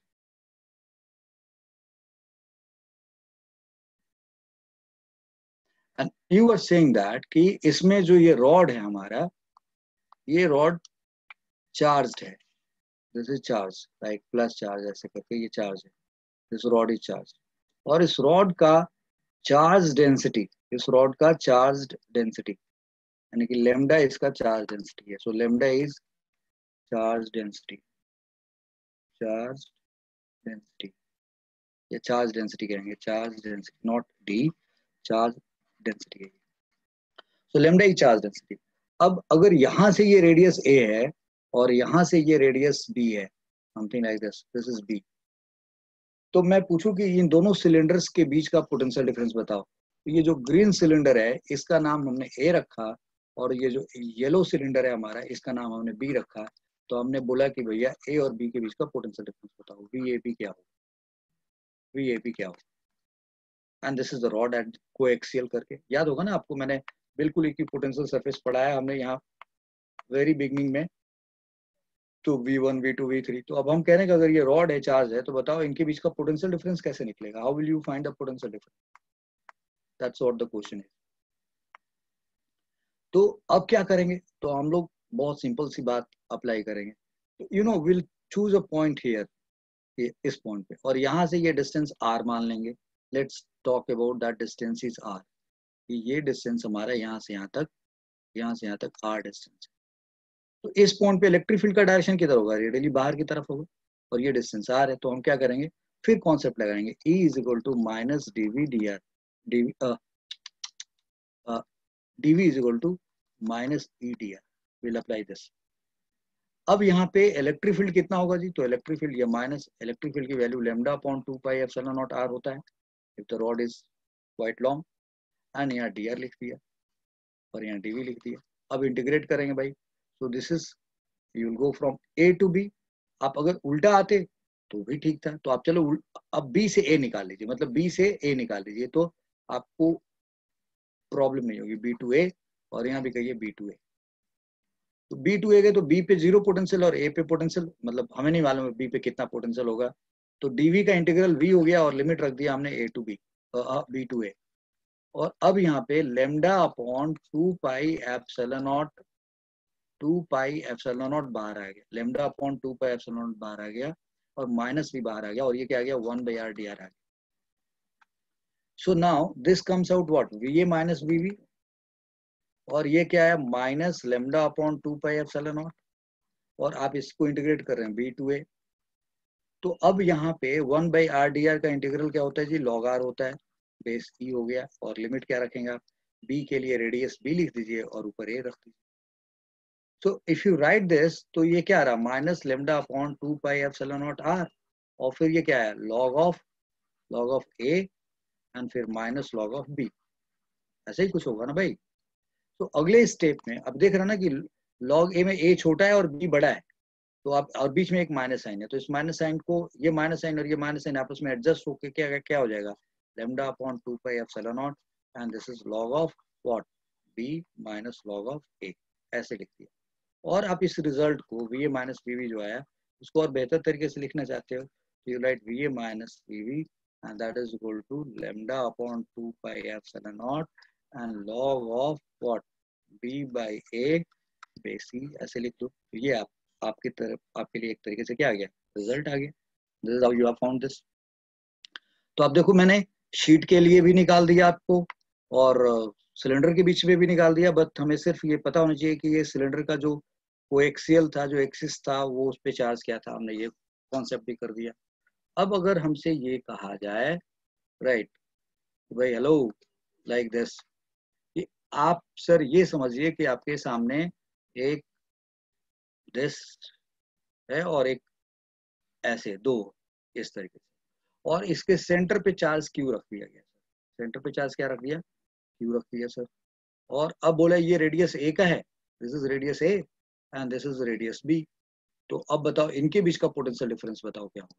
so you know that अगर इसका नाम ए और इसका बी हुआ, तो बड़ी आसानी से आप वी ए बी निकाल सकते हो ना, वो क्या, के क्यू बाई ए इसका पोटेंशियल हो गया, और इस बाहर वाले के वजह का पोटेंशियल क्या होगा, K Q by B. So you can write okay K Q बाहर 1/a minus 1/b, and that is how you can find it. This is q by 4 pi epsilon naught, and then ऊपर b minus a upon ab. This is what you can find it. लो जी ये भी निकाल दिया. चलो जी, हमने ये कुछ important cases कर लिए कि इलेक्ट्रिक पोटेंशियल्स को कैसे हमने, ये जो कॉन्सेप्ट पढ़ा उसको दूसरे केसेस में कैसे अप्लाई किए, मतलब डीवी ईडीआर का रिजल्ट्स का एप्लीकेशन हम देखा यहाँ पे. अब बहुत ही इंपॉर्टेंट चीज की तरफ हम लोग ट्रेवल कर रहे हैं, समथिंग. लुक, अब आपको यहाँ पे मैंने ये तो समझा दिया कि रॉड के वजह से किसी दो पॉइंट के बीच का पोटेंशियल डिफरेंस कैसे निकलता है, that you have found. Rod के वजह से किसी दो पॉइंट का पोटेंशियल कैसे निकलता है. जरा बच्चा अगर गौर करो कि अगर किसी एक पॉइंट का पोटेंशियल निकालना होता तो क्या करते आप, जो आपने बी टू ए कहा है उसको इन्फिनिटी टू ए करते, तो इन्फिनिटी टू ए करते तो यहाँ क्या आ जाता है, इन्फिनिटी आ जाता. तो अब ये इन्फिनिटी बाई ए, तो ये बड़ा अजीब सा रिजल्ट नहीं आ जाता. सो यू सी, रॉड की वजह से किसी एक पॉइंट पे पोटेंशियल निकालना बड़ा मुश्किल होता है. रॉड की वजह से दो पॉइंट के बीच का पोटेंशियल डिफरेंस हम लोग निकाल लेते हैं, बट रॉड की वजह से कोई पूछे किसी एक पॉइंट का पोटेंशियल बताओ तो वो कॉन्सेप्ट गड़बड़ हो जाता है. राइट हाँ, दो पॉइंट के बीच का कंपैरिजन किया जा सकता है and we can find the potential difference, but अगर हम इन्फिनिटी से उस पॉइंट के बीच में कंपैरिजन करके चलें तो ये रिजल्ट हमारा वैलिड नहीं होता. क्यों, क्योंकि जब दूरी बहुत बढ़ जाती है तो ये lambda upon 2 pi epsilon naught R का रिजल्ट वैलिड नहीं होता. तो हम फंसने लगते हैं कि फिर उस केस में हम इस रिजल्ट को कैसे सॉल्व करें.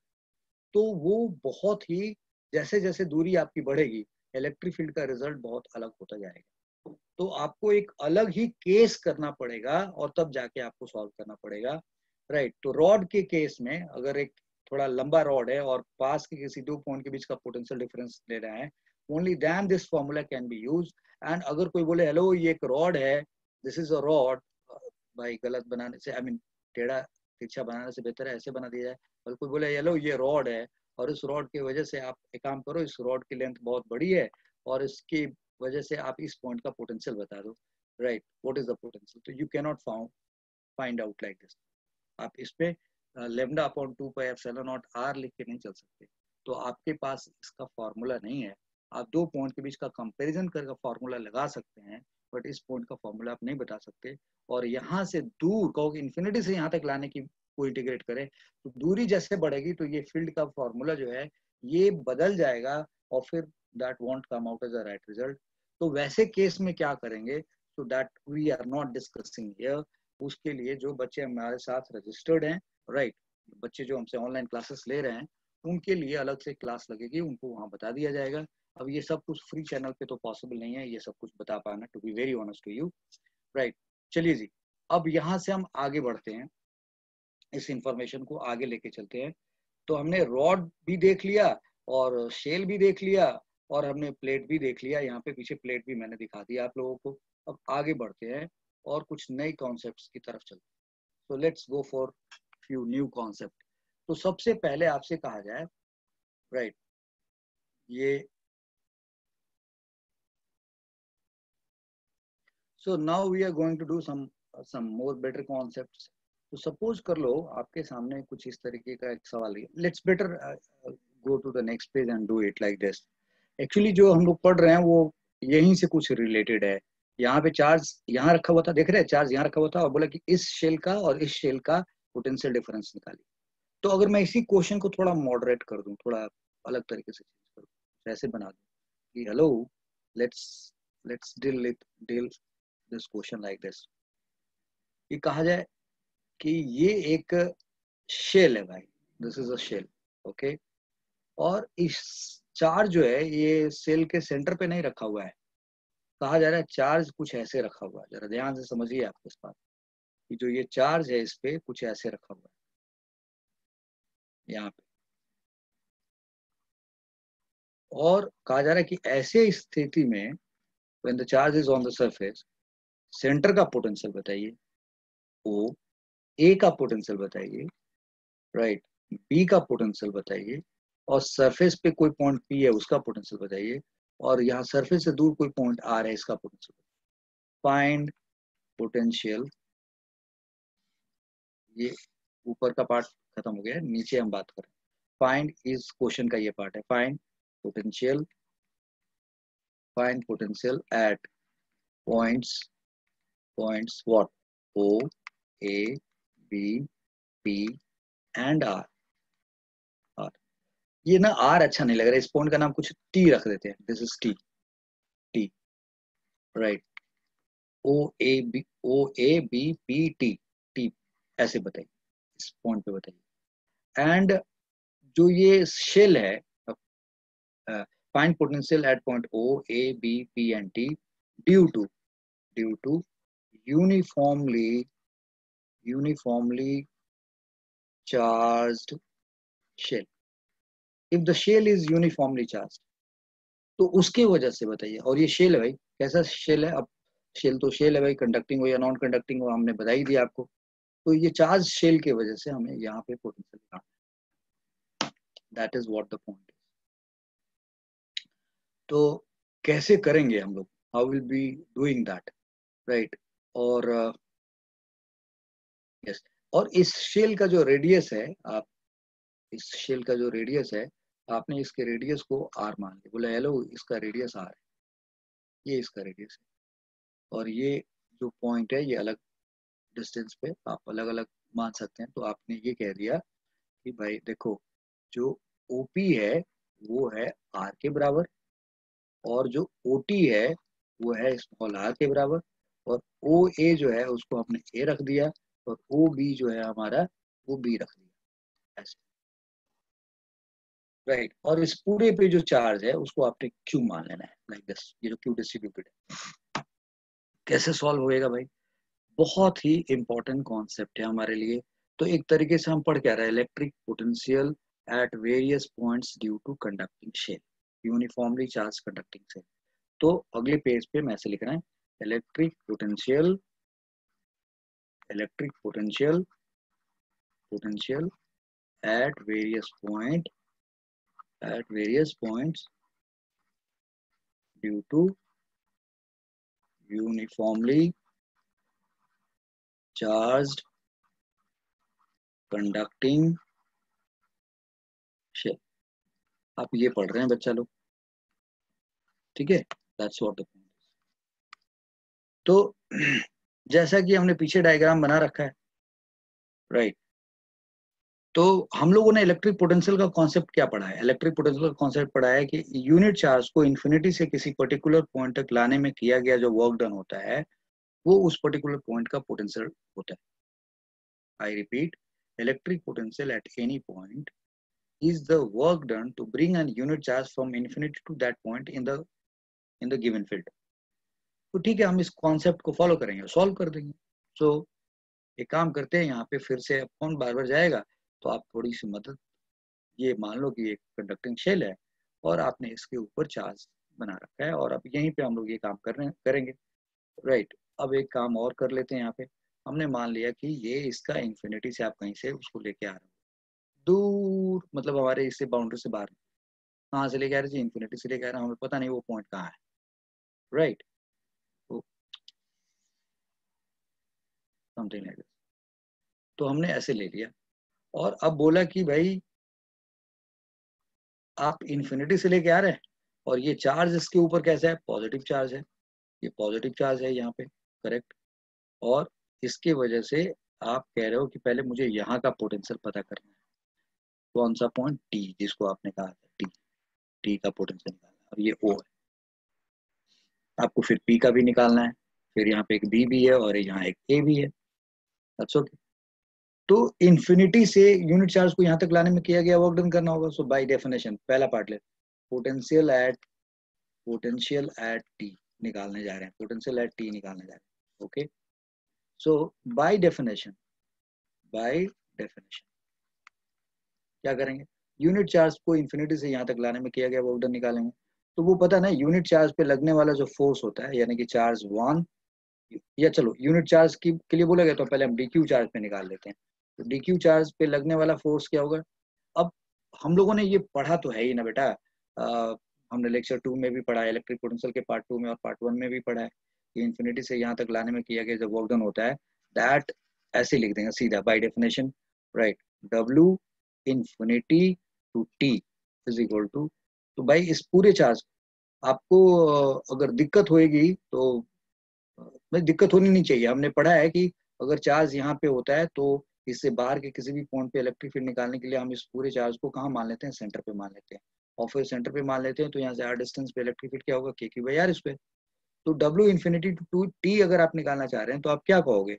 यू विल से दैट कि ओके, ई डॉट डी आर, ई डॉट डी एल, ई डॉट डी एल, एक तरीके से मैं ये रिजल्ट थोड़ी देर के लिए दिखा रहा हूँ आपको, E dot D L and this is minus from infinity to T.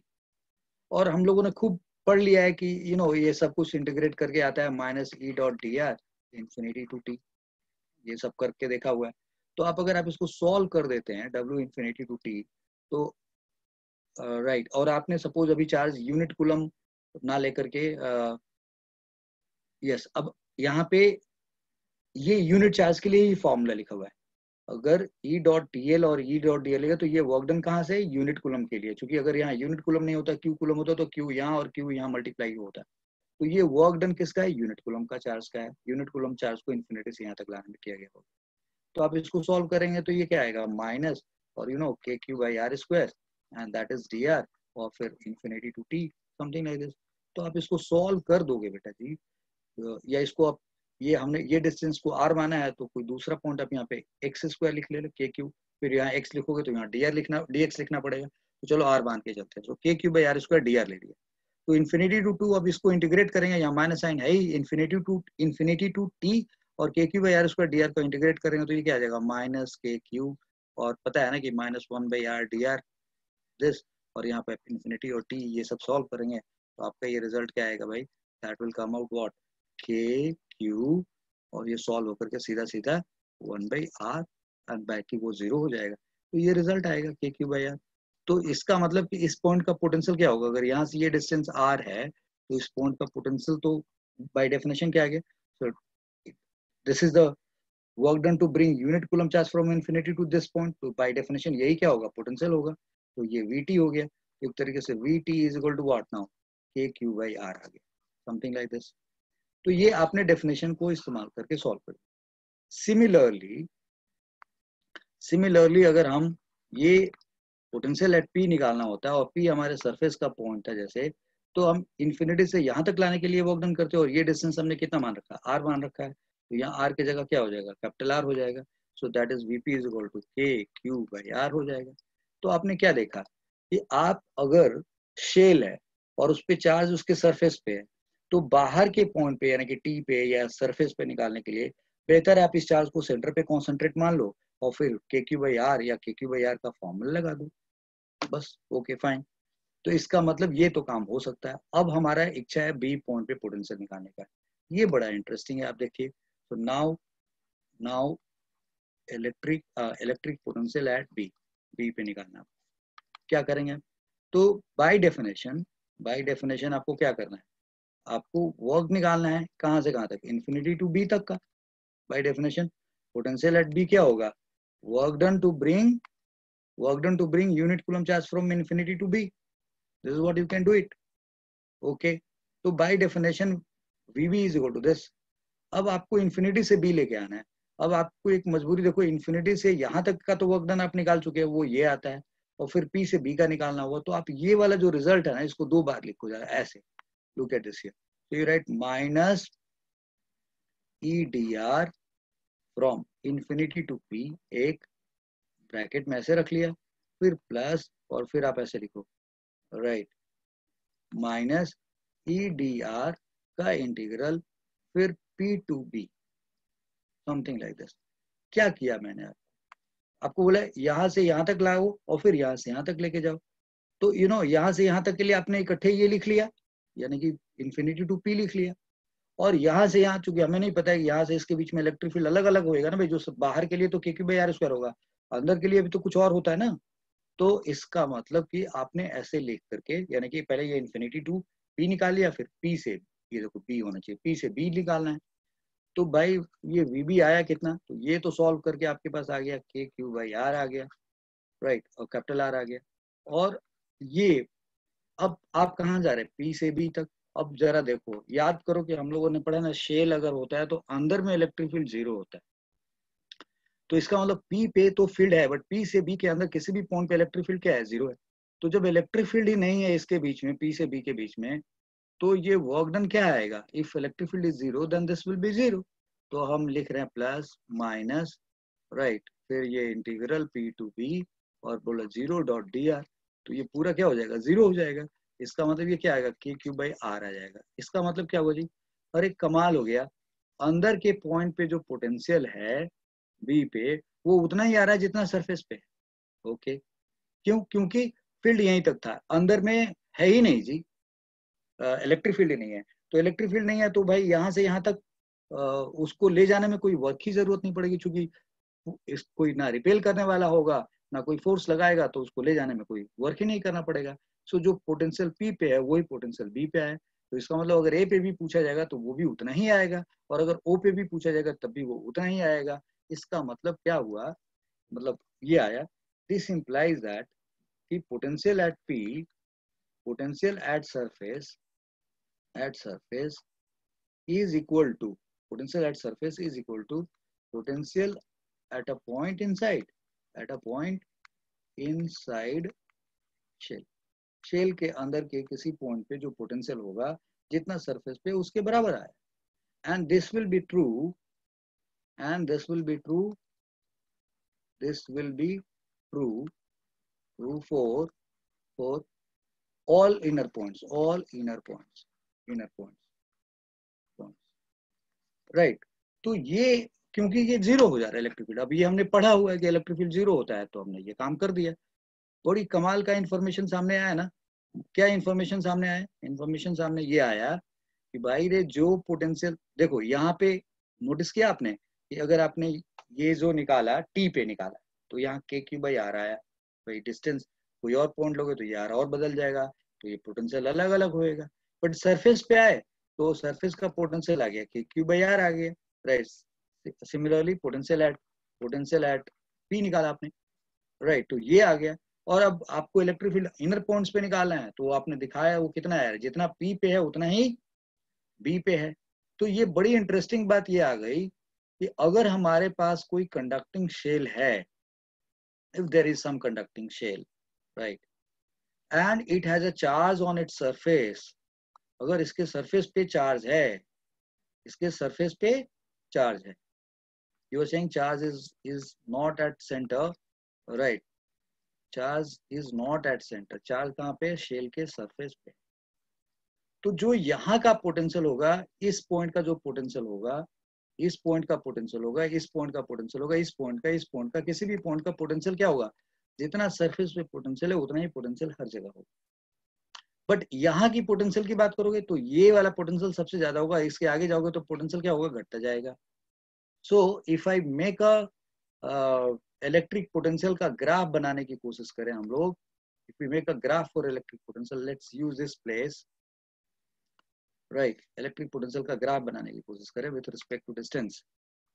तो what you are going to get, look at this here, बड़ी इंटरेस्टिंग आपको ग्राफ मिलेगा। ये देखो, कि जीरो पे, यानी इस पे आप इधर आर ले रहे हो और यहाँ जीरो ले रहे हो, तो जब सेंटर की बात करोगे तो यहाँ पे आपको एक पोटेंशियल मिलेगा V, और सेंटर से लेके ये R मान लो, यानी कि इस पॉइंट तक बिल्कुल पोटेंशियल सेम रहेगा जी, जीरो से लेके R तक पोटेंशियल सेम है, कितना, जितना कि सरफेस पे है।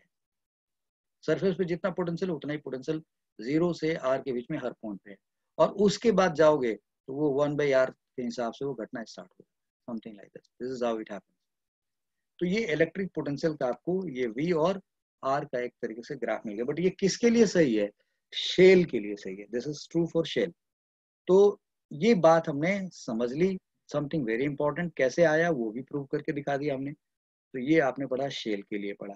अब अगर ये कंडक्टिंग शेल ना हो करके कंडक्टिंग स्फीयर होता तो क्या हो जाता, लेट्स सी हियर, राइट। सो अब अगर ये कहता हूं मैं कि कंडक्टिंग सॉलिड स्फीयर की बात कर लो, कंडक्टिंग सॉलिड स्फीयर की बात कर लो, सॉलिड स्फीयर, ध्यान से समझना है, ठीक है। अच्छा, आपने नोटिस किया यहाँ पे कि चार्ज सरफेस पे दिया था तो आपने ये बात कहा। अब अगर, लेकिन जब यहाँ क्वेश्चन आपने पढ़ा कि हेलो ये स्फीयर है, चार्ज सेंटर पे है, तो यहाँ का पोटेंशियल कुछ और है, यहाँ कुछ और होगा, यहाँ कुछ और होगा, ये बात समझ में आ रही है ना। तो ये दो अलग अलग चीज होगी, सेंटर पे रख देना और सिर्फ सरफेस पे चार्ज देना, दो अलग अलग कंडीशन है। तो ये दोनों कंडीशन को आप बिल्कुल एक मत कर दीजिएगा, अलग अलग तरीके से समझ के निकालिएगा। यहाँ अलग केस से डिस्कस कर दिया, चार्ज सेंटर पे था, यहाँ चार्ज सरफेस पे है, तो ये अलग कंडीशन बन गया और उसको निकाल के दिखा दिया गया। Now I would like to conducting solid sphere की बात करें। तो अगर आप एक कंडक्टिंग सॉलिड स्फीयर ले लेंगे, if you take a conducting solid sphere, बोले हाँ जी ये कंडक्टिंग सॉलिड स्फीयर है, ठीक है कोई बात नहीं। तो जो आपने चार्ज इसको दिया होगा, जो भी आप इसको चार्ज दोगे, वो चार्ज कहाँ चला जाएगा भाई, आपने ये तो बहुत अच्छे से डिस्कस किया है। जो भी चार्ज दोगे वो चार्ज कहाँ होगा, सरफेस पे होगा, क्योंकि कंडक्टर तो चार्ज अपने अंदर रखता ही नहीं है, it does not keep charge inside anywhere. तो इसका मतलब कि this will finally work as a shell.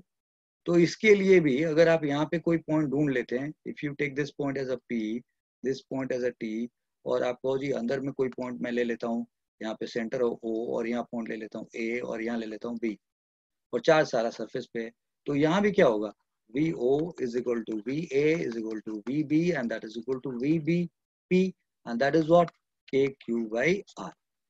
But अगर VT निकालेंगे तो क्या होगा, KQ/R, क्योंकि अब ये डिस्टेंस कुछ अलग होगा। बेटा बात समझ गए, क्योंकि चार्ज सारा का सारा कहाँ होगा, सरफेस पे होगा। ओके, अब अगर कंडक्टिंग सॉलिड स्फीयर ना हो, अब कंडक्टिंग हॉलो स्फीयर रखो, कंडक्टिंग हॉलो स्फीयर की बात करो, हॉलो स्फीयर की बात करो, राइट। तो अब आप कहो कि fine we are going to deal like this, conducting hollow sphere की बात करें आप, something like this, hello, you are saying कि ऐसे मान लिया आपने, राइट। मतलब इसके पास एक इनर रेडियस है और एक आउटर रेडियस है भाई, एक इनर रेडियस और एक आउटर रेडियस आपने मान लिया, and you are saying that अब चार्ज मैंने इसको दे रखा है ये A, और बाहर का एक रेडियस आप ले लो, बोलो कि इसके पास एक बाहर का रेडियस भी है भाई, that is B, this is B, और चार्ज अभी भी जो दे रखा है वो सारा का सारा सरफेस पे, राइट, सारा चार्ज सरफेस पे, अंदर चार्ज नहीं। तो कहानी क्या बनेगी, राइट। सो बच्चों मैंने ये क्वेश्चन कराया था यस इट वाज क्वेश्चन, और ये एक तरीके से आप क्वेश्चन समझिए, कॉन्सेप्ट समझिए, बहुत कुछ, ये आप क्वेश्चन समझिए, कॉन्सेप्ट समझिए, ठीक है जी। तो अब अगर आपसे बोला जाए ए और बी की बात कर रहा हूँ मैं कि इनर रेडियस और आउटर, ये चार्ज आपने दे रखा है, अब अंदर में चार्ज नहीं है, तो कहानी फिर क्या हो जाएगा, it is like a shell, like a shell. तो फिर क्या होगा जी, अब अगर आप बाहर का पॉइंट ले लोगे तो पता है सरफेस पे जितना पोटेंशियल होगा वहाँ इसके अंदर या इसके अंदर अंदर हर जगह पोटेंशियल सेम होगा। तो अब अगर यहाँ पे आप कुछ पॉइंट चूज कर लो, दिस इज ओ, कहीं ए पॉइंट चूज कर लो, कहीं बी पॉइंट चूज कर लो, यहाँ पे अंदर में कोई पॉइंट सी चूज कर लो, मतलब कहीं पे भी। सो जो आउटर सरफेस है, यानी कि वी की वैल्यू अगर इसके लिए बनाओगे तो क्या आएगा ग्राफ, इसके लिए ग्राफ बनाओगे तो क्या आएगा, सिमिलर जैसे कि उधर आया था, समथिंग लाइक दिस, भाई जीरो से लेके आर तक, जीरो से लेके आर तक यहाँ वी आया, फिर ये ऐसे ही जाएगा। इसके लिए भी बनाओगे तो क्या आएगा, सेम सेम तरीके से, you will say that okay right, यहाँ पे वी है और ये आर है, और इस बीच में भाई पोटेंशियल यहाँ से यहाँ तक पोटेंशियल सेम रहेगा, और उसके बाद भाई वो ऐसे घटना स्टार्ट होगा, this is how it is going to happen. लेकिन अगर मैं, यहाँ तक बात समझ गए होंगे आप, अब अगर non conducting uniformly charged, non conducting uniformly charged sphere, right. तो अब आप एक uniformly charge non conducting sphere consider कर लीजिए, बोले okay this is uniformly charge non conducting sphere है, और इट हैज अ या इट इज, और बोलिए कि ये यहाँ पे इसका सेंटर है भाई, और इस बे इस इसके ऊपर हर जगह पे चार्ज है, something like this, this colour will go better I hope, ये हर जगह से चार्ज है, ये नॉन कंडक्टिंग, राइट ऐसे चार्ज है।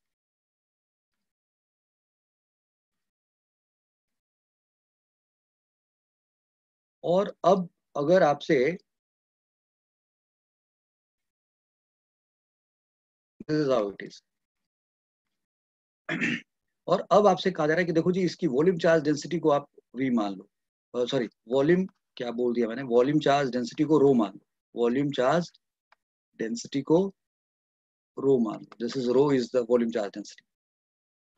अब आप कहो कि मुझे अंदर इस पॉइंट पे पोटेंशियल निकालना है, ए यहाँ निकालना है पोटेंशियल, या यहाँ निकालना है पोटेंशियल, या बाहर किसी पॉइंट पे सरफेस पे निकालना है, या यहाँ निकालना है, you can ask of any point. तो हम लोग एक बाहर का पॉइंट ले लेंगे, एक अंदर के पॉइंट का पोटेंशियल निकालेंगे, that's what we can do. So volume charge density rho है। तो अगर हम सीधा सीधा एक अंदर के पॉइंट का पोटेंशियल निकालने की बात करें तो हमारा पूरा काम अच्छे तरीके से हो जाएगा। सो लेट्स टॉक अबाउट कि we are interested to find कि यहाँ से इस जगह से आर डिस्टेंस पे, यानी कि इससे आर डिस्टेंस पे कोई पॉइंट है, यहाँ हम पोटेंशियल निकालना चाह रहे हैं, और हमें पता है कि ये कैपिटल आर है, ठीक है जी, और ये आर डिस्टेंस हमने ले लिया, यहाँ पे हमें पोटेंशियल निकालना है, और ये चार्ज इसके आगे भी है, ऑब्वियसली ये चार्ज यहाँ ऐसे ऐसे भी है, हर जगह uniform charge. Okay we will be doing what, so लोग, सो पोटेंशियल एट आर निकालना है, पोटेंशियल एट आर आपको फाइंड करना है, where r is less than R.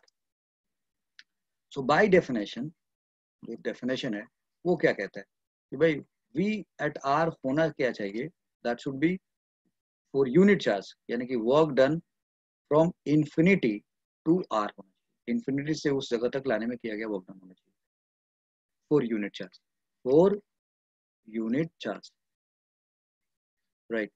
सो ये जो वी आर होगा, यानी कि इस पॉइंट का जो पोटेंशियल होगा, अब आपको यूनिट चार्ज को इन्फिनिटी से वहां तक लाना है, तो इसको दो पार्ट में डिवाइड कर दिए, बोले okay I do infinity to r and then I be doing r to r, ऐसे, will think like this, okay. तो इन्फिनिटी से आर तक लाने का किया गया वर्क डन तो हमें मालूम है जी, क्या के क्यू बाई आर होता है भाई, पूरा, तुमको अगर इसमें यकीन ना हो तो आप इसकी वजह से बाहर का फील्ड क्या जानते हैं, के क्यू बाई आर स्क्वायर जानते हैं, फिर के Q R square D are करके इंटीग्रेट करोगे तो ये निकल के आएगा, और अब आपको ये निकालना है, तो ये कैसे निकलेगा sir, minus E D R limit, कहाँ से कहाँ तक सर, आर टू आर, ये यूनिट चार्ज का ये डी आर लिखा हुआ, ये हमें पता है कि बाहर से यहाँ तक लाने में तो जो सरफेस का पोटेंशियल अगर निकालना हो तो इस पूरे चार्ज को सेंटर पे कॉन्सेंट्रेट मान लेंगे और K Q by are potential हो जाएगा। तो ये तो बड़ा क्लियर पता है हमें। अब आपको आर से यानी कि इस ये जो आर डिस्टेंस है यहाँ से इस आर तक ले जाने में भी वर्क डन निकालना पड़ेगा, क्योंकि इसके बीच में हर जगह इलेक्ट्रिक फील्ड है। ये हमने ऐसे लिख लिया। ओके भाई, so this is I am writing Q by 4 pi epsilon naught R. ये हो गया रिजल्ट ऐसे। या एक काम करें, इसको इस फॉर्मेट में ना लिखे, हम रो के फॉर्मेट में लिखेंगे इस रिजल्ट को, तो ज्यादा अच्छा होगा। हटा दिया इसको और बोला okay. So this is now के बाई आर, और क्यू को क्या लिखोगे? क्यू को लिखोगे rho into 4/3 pi are Q. ये हमारा भाई volume charge density into total volume multiply कर दिया, ये हमारा इस जगह का पोटेंशियल हो गया। Okay fine. अब ये क्या करेंगे, यहाँ माइनस साइन रख देते हैं बाहर ऐसे लाके, और इस जगह पे ई की वैल्यू लिखते हैं। तो हमें पता है ना रो आर बाई 3 एप्सिलॉन नॉट होता है यहाँ पे electric field, and that is D R, और ये लिखेंगे आर। तो ये क्या होगा, इस आर से ये आर क्यू कट जाएगा, ये क्या आएगा 4 पाई रो। अच्छा देखो यहाँ पे के का 1/4 पाई एप्सिलॉन नॉट भी है, तो 1/4 पाई एप्सिलॉन नॉट में 4 पाई कट जाएगा, नीचे एप्सिलॉन नॉट बच जाएगा। तो ऊपर क्या आएगा रो आर स्क्वायर, और नीचे क्या आएगा 3 एप्सिलॉन नॉट, ये आगे, और यहाँ माइनस हो गया, और यहाँ पे रो बाई 3 एप्सिलॉन नॉट आपका फिर बाहर आ गया। और अब क्या बचा आर डी आर, तो आर डी आर का इंटीग्रल क्या होगा आर स्क्वायर बाई 2, और the limit is R to R. ये आया वी आर एप्सिलॉन नॉट, और this is coming out R square by 2 minus R square by 2। अब इसको खोलते हैं तो हमारे पास ये आया R square by 3 epsilon naught, and now this minus minus plus R rho square by, this is 6 epsilon naught, this one, and this is rho r square by 6 epsilon. This is what it has come. तो अगर हम इसमें से rho are square by 3 epsilon naught बाहर निकाल लें तो ये बस क्या है, ये आर स्क्वायर है और ये आर स्क्वायर बाई 2 है, तो this comes out 3 R square by 2, and this is coming out R square by. ये रिजल्ट आएगा एक तरीके से वी आर का फाइनल। वी आर इज, अगले स्टेप में या यहाँ लिख देते हैं, तो this V R is equal to now rho are square upon 6 epsilon naught, or this is 3 r square minus r square. ये result. So this is very obvious if you look at this कि जितना surface पे potential था उसे ये वाला potential हमने add कर दिया, इसको सीधा सीधा हमने इंटीग्रेट किया, ये प्रोसीजर को फॉलो करते गए, ये प्रोसीजर फॉलो होता गया, रिजल्ट आ गया, ये हमारे पास रिजल्ट आ गया। तो what do you see here, आप ये देख रहे हैं कि सरफेस पे जितना पोटेंशियल है, अंदर जाओगे और अंदर जाओगे और अंदर जाओगे तो पोटेंशियल क्या होता जाएगा, बढ़ता जाएगा। So again the same question is कि अगर बिल्कुल सेंटर पे पूछा जाए तो पोटेंशियल मैक्सिमम, सेंटर पे पूछा जाए तो मैक्सिमम कहना ठीक रहेगा क्या? तो answer is like yes, in a way it looks like maximum, but how much, ठीक उसके बाहर वाले पॉइंट पे जितना पोटेंशियल है उतना मान लेंगे। कि हमने ये निकाल लिया यहाँ पे केस पे कि नॉन कंडक्टिंग की वजह से अंदर के किसी पॉइंट पे कितना पोटेंशियल होता है, सरफेस पे कितना होगा वो हमें मालूम है, बाहर क्या होगा वो तो हम निकाल ही सकते हैं। तो एक तरीके से आपके पास इलेक्ट्रिक पोटेंशियल कंडक्टिंग सेल और कंडक्टिंग स्फीयर की वजह से भी हर केस में आपने निकाल लिया, राइट।